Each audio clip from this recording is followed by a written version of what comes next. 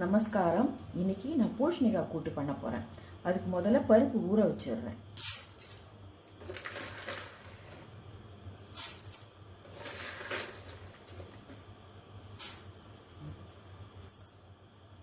தோரம் பருப்பு எடுத்துட்டு இருக்கேன். ஒரு 100 கிராம் எடுத்துட்டு இருக்கேன். இது நல்லா களைஞ்சிட்டு தண்ணி ஊற்றி வச்சு கொஞ்சம் ஊற வைக்க போறேன்.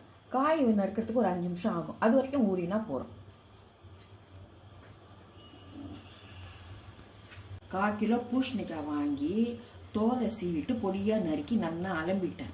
இதை அந்த பருப்பில் போட போகிறேன். பருப்பில் போட்டு குக்கரை மூடி அடுப்பில் வச்சு ஒரு 4 சவுண்டு விடுற வரைக்கும் வைக்க போகிறேன். காய் போட்டேன். காய் மூழ்கிற அளவுக்கு தண்ணி விட்டுருக்கேன். இப்போ இதை குக்கரை மூடிட்டு அடுப்பை ஆன் பண்ணி மீடியமாக வச்சுட்டு வெயிட் போட்டுட்டு 4 விசில் வர வரைக்கும் வெயிட் பண்ணிட்டு அடுப்பை ஆஃப் பண்ண. கூட்டுக்கு தேவையான பொருள் எடுத்து வச்சிருக்கேன். தனியா 1 டேபிள் ஸ்பூன், 1 ஸ்பூன் கடலைப்பருப்பு, 1/4 ஸ்பூன் மிளகு, 3 மிளகா வத்தல். இது இல்பச்சட்டியில லேசா எண்ணெயை விட்டுண்டு நல்லா வறுக்கணும். வறுத்து எடுத்துட்டு சின்ன தேங்காய் மூடி துருவியோ சின்னதா கட் பண்ணியோ போட்டு மிக்சியில போட்டு நல்லா விழுதா அரைச்சிண்டு அந்த விழுத வேக வச்ச காயையும் பருப்பும் வேக வச்சிருக்கோம் இல்லையா, அதுல போட்டு நல்லா கலக்கிட்டு 2 நிமிஷம் கொதிக்க விடணும். கொதிக்க விட்ட பிறகு தாளிச்சு கொட்டணும். அடுப்பு பற்ற வச்சு இல்பச்சட்டி போட்டிருக்கேன். இல்பச்சட்டி காஞ்ச உடனே ஒரு 1/2 ஸ்பூன் எண்ணெயை விட்டு அந்த பொருள் கூட்டுக்கு தேவையான பொருள்லாம் நல்லா வறுத்து எடுத்துக்கணும். அதை போடுறேன். மிளகா வத்தல், கடலைப்பருப்பு, தனியா, மிளகு.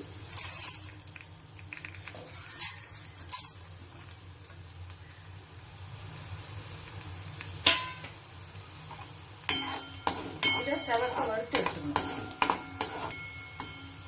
இது எண்ணெயில போட்டுருக்கேன் இல்லையா, இது நல்லா அந்த பருப்பு மிளகா வத்தல்லாம் கொஞ்சம் செவந்த பிறகு எடுத்துக்கணும். கொஞ்சமா பெருங்காய பொடி அதுலயே போட்டுடுறேன்.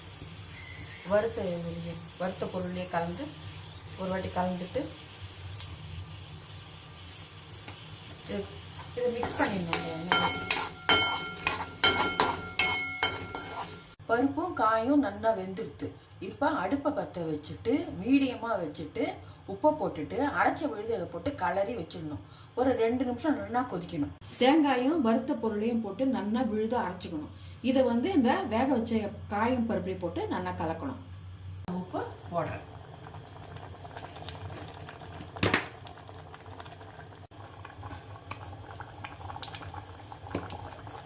அரைச்ச விழுத போட்டு நல்லா கலரிட்டேன். இப்ப காய் விழுது எல்லாம் ஒண்ணு சேர வரைக்கும் கொதிக்கணும்.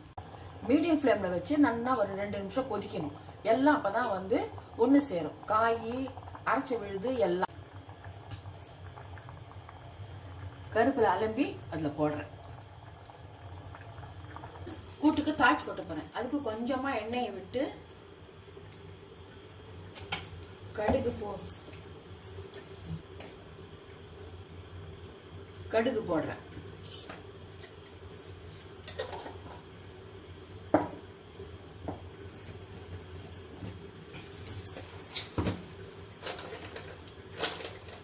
உளுத்தம்பருப்பு கடுகு வெடிச்சோடனே எடுத்து இந்த கூட்டுல கொட்டிடணும். தாளிச்சு கொட்டியாச்சு. இப்ப கூட்டு ரெடி. பூசணிக்காய் கூட்டு ரெடி. சாப்பிட்டு பார்த்துட்டு எப்படி இருக்குன்னு சொல்லுங்க. மறக்காம சப்ஸ்கிரைப் பண்ணுங்க. தேங்க்யூ.